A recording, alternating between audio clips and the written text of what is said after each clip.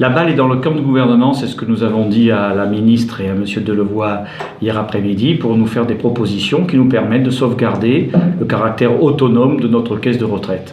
Nous sommes en pointe sur cette question-là, nous sommes fermes sur cette position, et je pense que cela a été compris par M. Delevoye, qui n'a pas su nous convaincre hier de la pertinence de ces observations. Nous avons même eu le sentiment que la question n'avait pas été suffisamment travaillée du côté du Haut Commissariat aux retraites. C'est d'ailleurs pourquoi nous avons prévu de nous revoir dans le cadre d'une poursuite de cette réunion qui a été, à mon sens, une réunion de travail, non pas de négociation, mais de travail, pour voir comment le gouvernement peut accéder à nos demandes sur lesquelles nous sommes très fermes.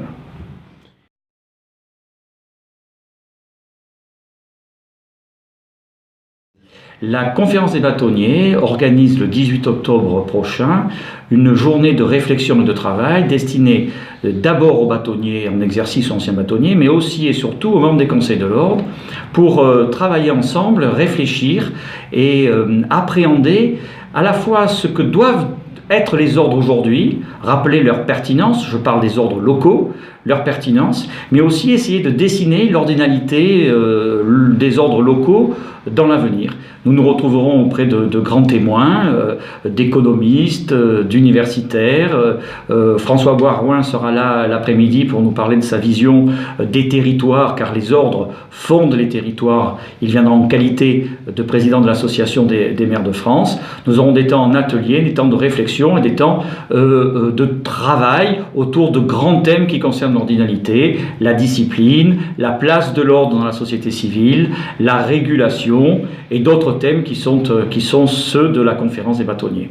Nous nous retrouvons donc nombreux, j'espère, le 18 octobre prochain à la maison de la chimie, une grande et belle journée qui sera ouverte par moi, mais en présence de la bâtonnière de Paris, Marie-Aimée Perron, et de Christiane Ferrachul, qui pourra voir comment et combien travaille efficacement la conférence des bâtonniers sur ces sujets de l'ordinalité.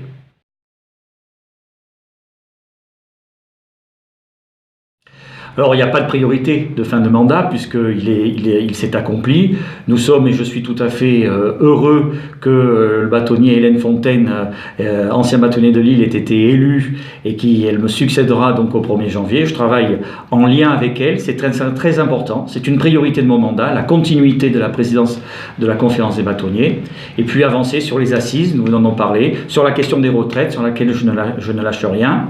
Et puis permettre à nouveau la cohésion de la conférence des bâtonniers de province et des ordres de province. Je voudrais achever ce travail de sérénité, de prospective, de combat dans l'unité telle que nous l'avons, en tout cas tel que j'ai essayé de le mener depuis 2 ans bientôt maintenant.